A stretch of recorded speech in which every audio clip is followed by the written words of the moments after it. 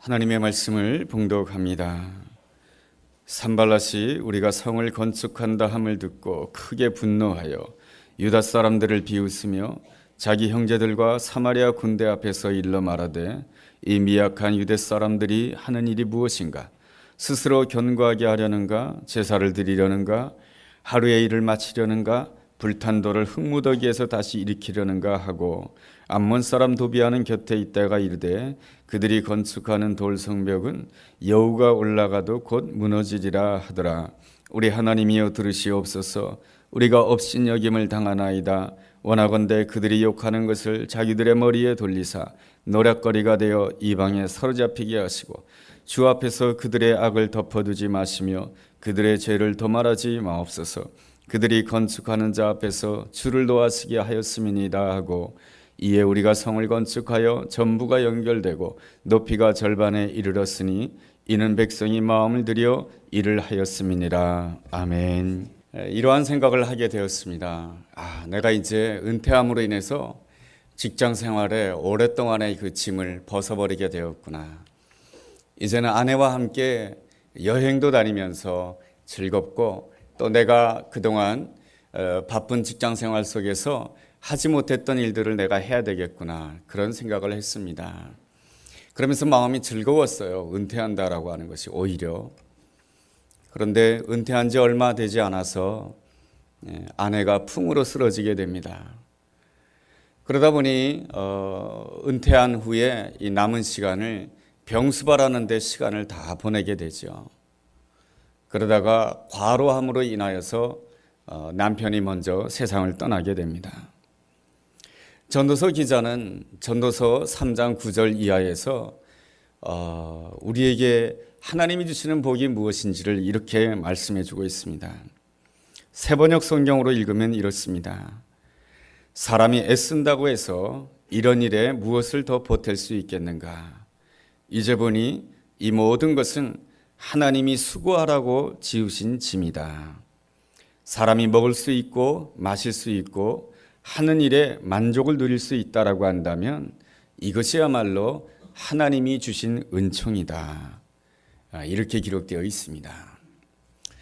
전도서 기자가 이 전도서 3장을 통해서 우리에게 전하고자 하는 말씀은 그것입니다. 인생에 지어진 그 짐 때문에 너무 힘들어하지 말라라고 하는 것입니다. 그 인생의 짐을 즐겁게 지면서 살아가는 것이 하나님이 주신 은총이다라고 하는 것입니다. 우리 삶 가운데 짐이 주어져 있으면 그 짐을 빨리 벗어버리고 싶습니다. 이러한 경우에는 더 빨리 벗어버리고 싶습니다. 이 인생의 짐을 누구 때문에 지게 되었다라는 그런 생각이 들면 우리 마음 가운데 억울한 마음이 생깁니다. 이 사람이 힘들고 어려운 이유가 무엇이냐면 이건 내가 져야 될 짐이 아닌데 라는 이 억울한 마음이 들게 되었을 때 더 많이 힘들고 고통스러운 법인 것입니다. 빨리 짐을 벗어버리고자 하지만은 그 짐을 벗게 되면은 또한 그 다음에는 또 다른 짐이 오게 되는 것이죠. 인생의 순간에는 항상 거기에 이렇게 적합한 또한 짐이 주어지는 것이 우리 인생인 것입니다. 하나님께서는 분명히 우리에게 복 주시기를 원한다라고 말씀해 주십니다. 그렇지만 하나님께서 우리에게 주시는 복이라고 하는 것은 고난이 없는 자리, 짐이 없는 자리를 주시겠다라고 하는 것이 아니고 비록 짐진 자리에 있다 하지만은 하나님께서 우리에게 이렇게 말씀해 주십니다. 나는 네가 어떠한 짐을 지고 있는지 내가 다 알고 있다. 그렇지만 두려워하지 말라. 내가 너와 함께 할 것이며 내가 너를 붙잡아 줄 것이며 내가 너를 의로운 오른손으로 붙들어 주겠다라고 하는 것이 바로 하나님께서 짐진 인생을 걸어가는 사람들에게 주시는 위로의 말씀이며 격려의 말씀인 것입니다.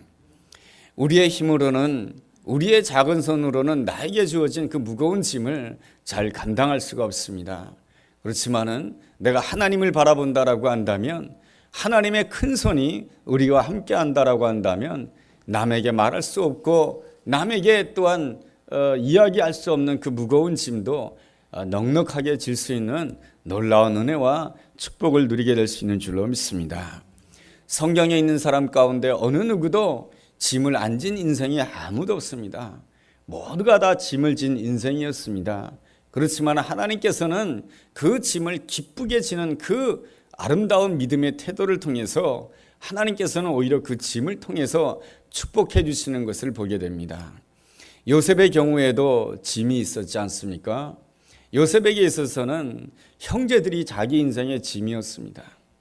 한 어머니에게서 형제들이 태어났으면 참 좋겠지만은 이복 형제들로, 여러 어머니 밑에서 이복 형제들로 태어났다라고 하는 것은 인생에 있어서 커다란 짐 아니겠습니까?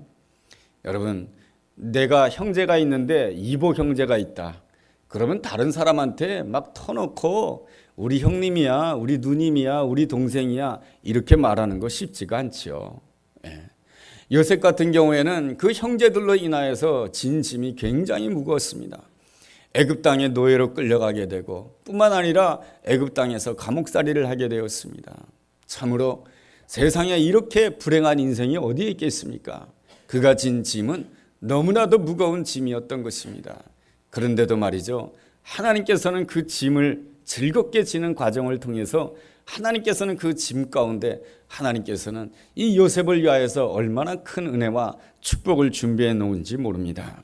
그러므로 하나님께서 우리에게 주시는 아름다운 복이라고 하는 것은 무엇이냐면 우리에게 주어진 그 짐을 불평하지 아니하고 언제 내가 이 짐에서 벗어날까 그것 때문에 염려하며 걱정하며 오늘을 힘들게 살아가는 것을 하나님이 기뻐하시는 것이 아니고 하나님이 원하시는 것은 오늘 인생의 짐이 주어져 있다 할지라도 그 인생의 짐을 즐겁게 지는 가운데 하나님께서 준비해 놓으신 그 짐 가운데 예비해 놓으신 하나님의 은혜와 축복을 누리는 것이 바로 하나님께서 우리에게 주신 아름다운 은혜요 축복인 줄로 믿습니다.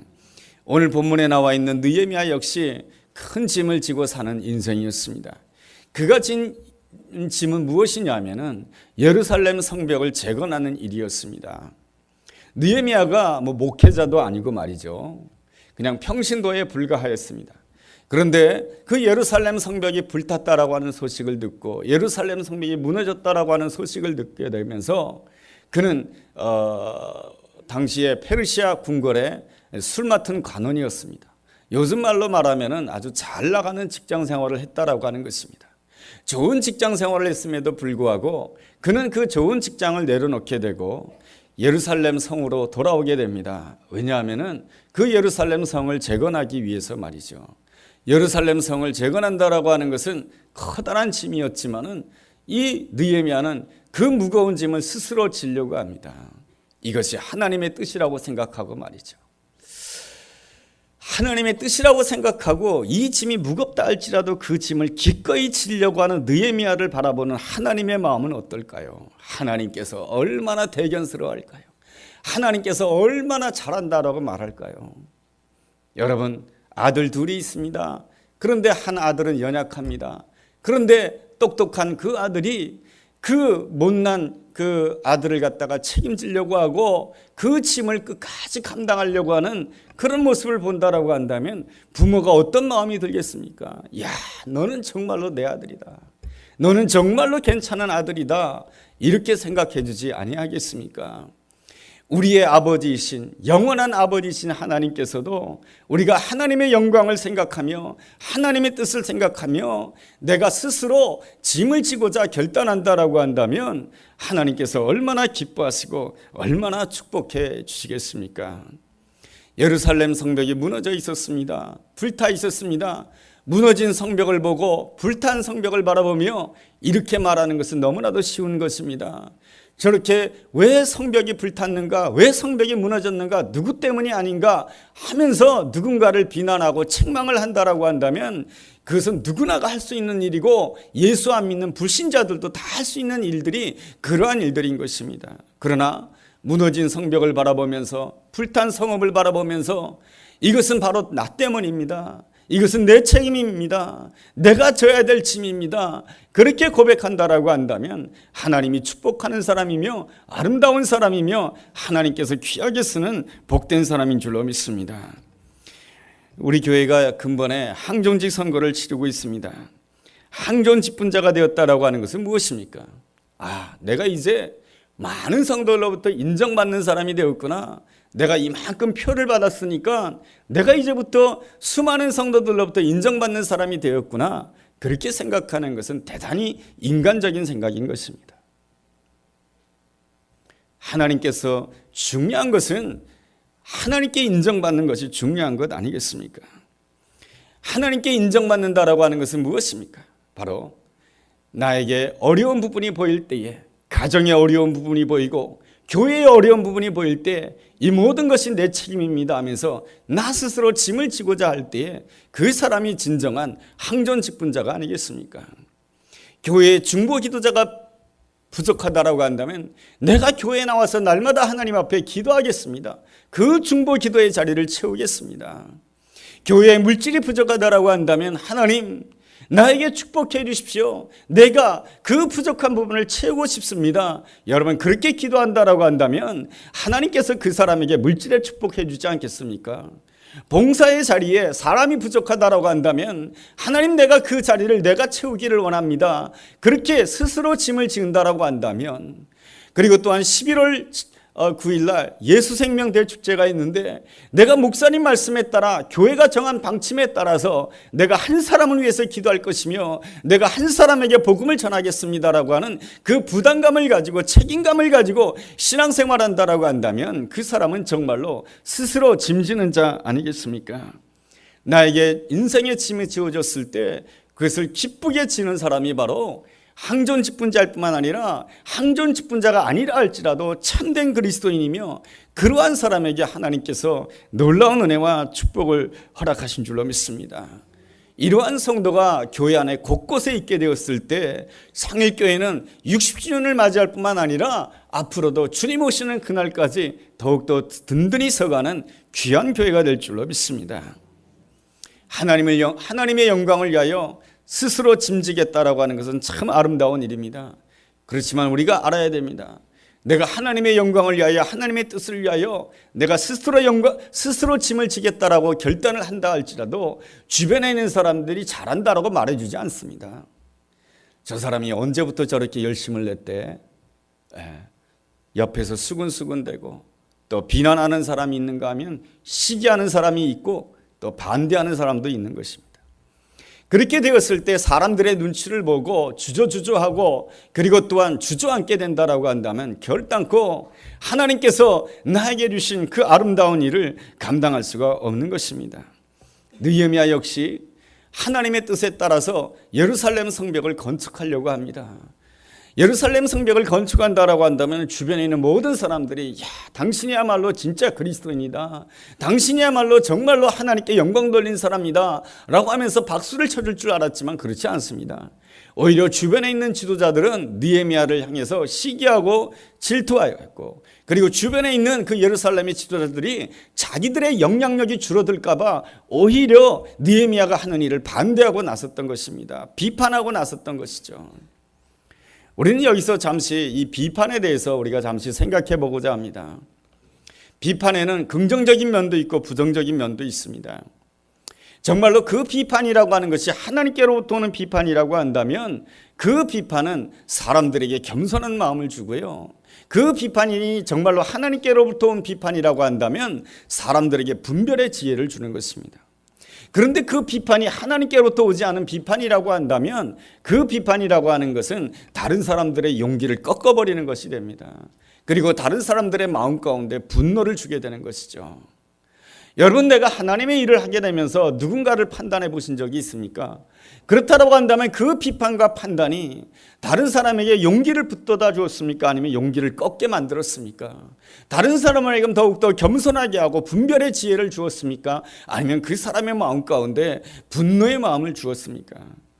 우리가 비판할 때 참으로 주의를 해야 되는 것입니다. 그래서 주님께서는 우리에게 말씀해 주시기를 비판하기를 삼가라고 말씀해 주고 계시는 것입니다.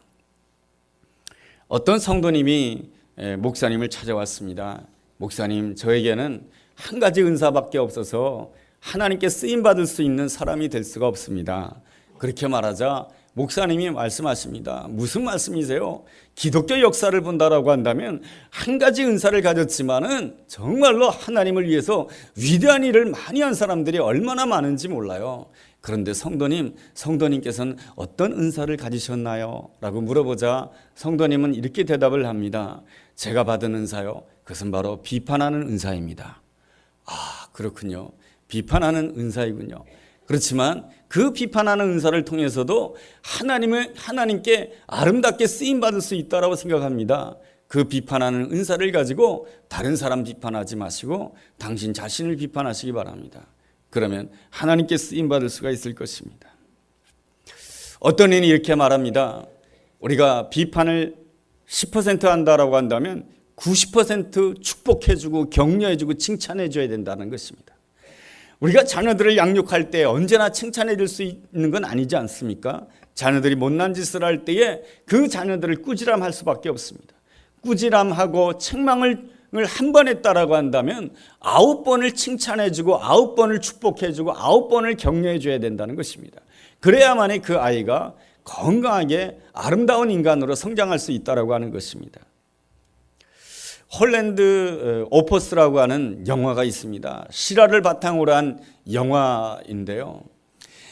홀랜드 씨는 꿈이 있었습니다. 뭐냐면은 아주 탁월한 음악을 작곡해가지고 자기가 작곡한 그 음악, 심포니 음악을 가지고 그 오케스트라, 그러니까 그 브로드웨이 극장에서 자기가 작곡한 그 심포니 음악을 올리는 것이 자기의 소망이며 자기의 꿈이었습니다. 그렇지만 그것이 잘 이루어지지 않아서 시골에 있는 한 고등학교 선생님이 됩니다. 내가 잠깐 동안만 고등학교 선생님을 해야지. 그리고 내 꿈은 작곡가야. 그렇게 생각하였지만은 그는 결국에는 작곡가의 꿈을 이루지 못하고 30년 동안 계속해서 교사 생활을 하게 됩니다. 30년이 지나게 되었을 때 그 고등학교에는 재정의 어려움이 생겼습니다. 학교에서 회의가 열렸습니다. 우리가 재정의 어려움 때문에 학과 과목을 줄여야 됩니다. 어떤 과목을 줄여야 될까요? 결론을 냈는데 음악 과목을 없애버리자라고 하는 것이 결론이었습니다. 음악 과목을 없애버리게 되었으니 음악 선생님이었던 홀랜드 선생님은 사표를 낼 수밖에 없었던 것입니다. 이제 30년의 교직 생활을 마치고 이제 마지막으로 교장 선생님에게 사표를 내고 학교를 이제 떠나가려고 합니다. 그런데 어디에선가 이 음악 소리가 들립니다. 그래서 귀를 기울여 보니까 강당에서 들려오는 소리예요. 그래서 강당으로 들어가 보았습니다. 들어가 보니까 거기에는 수많은 제자들이, 이 홀랜드 선생님이 30년 동안 가르쳤던 수많은 제자들이 앉아서 다 각자 자기 나름대로의 악기를 가지고 연주를 준비하고 있었던 것입니다. 그러면서 홀랜드 선생님에게 지휘봉을 건네드립니다. 선생님, 우리를 위해서 한번 멋지게 지휘를 해줄 수 없겠습니까? 홀랜드는 이것이 바로 나를 위해서는 송별회구나 하면서 그 송별회 마지막에 지휘를 하게 됩니다. 지휘가 끝나게 되었을 때 우렁찬 박수 소리가 나왔고요. 그 박수 소리가 끝난 다음에 맨 앞에 앉아 있었던 한 사람이 일어나게 됩니다. 맨 앞에 앉아 있었던 이 한 사람은 학생 시절에 클라리넷을 잘 못 불러가지고 늘 창피해하고 부끄러워하는 그러한 소년이었습니다. 청소년이었습니다. 그런데 이 홀랜드 선생님이 늘 이 클라리넷을 잘 못 부는 이 청소년, 이 고등학생을 격려해주고 축하해주고 그렇게 함으로 인해서 지금은 클라리넷을 잘 부는 그런 사람이 되었습니다. 그렇다고 해가지고 전문적인 음악 연주가가 된 것은 아니고요. 그 주에 주지사가 되어 있었던 것입니다. 그 음악회를 끝나고 나서, 작은 음악회를 끝나고 나서 주지사가 일어나서 이제 송별을 하면서 선생님에 대해서 말합니다. 우리 홀랜드 선생님으로 인하여서 제가 깊은 영향을 받았고, 저뿐만 아니라 우리 함께하는 모든 우리 제자들이 깊은 영향을 받았습니다. 선생님은 어쩌면 이 자리에 서서 인생이 허무하다고 생각할지 모르겠습니다. 그리고 선생님은 자기 스스로 실패했다라고 생각할지 모르겠습니다. 왜냐하면 저는 선생님의 꿈을 알고 있었거든요. 선생님은 멋진 심포니 음악을 작곡함으로 인해서 세상에 아주 발표함으로 인해 가지고 세상으로부터 큰 명예를 받기를 원했던 선생님이십니다. 그렇지만은 선생님에게는 부도 주어지지 않았고 명예도 주어지지 않았습니다. 선생님은 스스로 실패자라고 생각할지 모르겠지만 여기에 앉아있는 모든 학생들 보십시오. 이 학생들이 얼마나 바르게 성장하였습니까? 이 아이들이 성장할 때 힘들어하고 어려워했지만 그때마다 선생님이 격려해주고 축복해주고 격려해주고 그리고 칭찬해줌으로 인해서 그때 어린 시절에 이 청소년들이 이제는 의젓하게 자라서 각자 사회에서 아름다운 역할을 해주고 있지 않습니까? 여기 앉아있는 제자들이 바로 선생님의 음표 아니겠습니까? 여기 앉아있는 제자들이 바로 선생님의 오퍼스, 선생님의 작품 아니겠습니까? 그랬을 때 선생님이 보람을 느꼈다라고 하는 그 아름다운 영화의 이야기입니다. 이 영화의 초점이 무엇입니까? 이 격려가 가져다주는 아름다운 결과인 것이죠.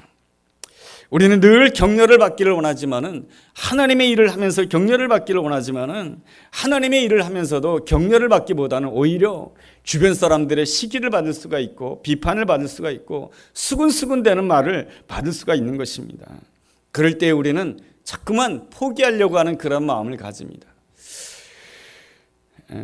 여러분 오늘 본문에서도 보면은 이런 말씀이 있죠. 4장 2절에 보니까 예루살렘 성벽을 건축하려고 했을 때 주변에 있는 지도자들이 이 느헤미야를 향하여서 이렇게 조롱을 보내고 있습니다.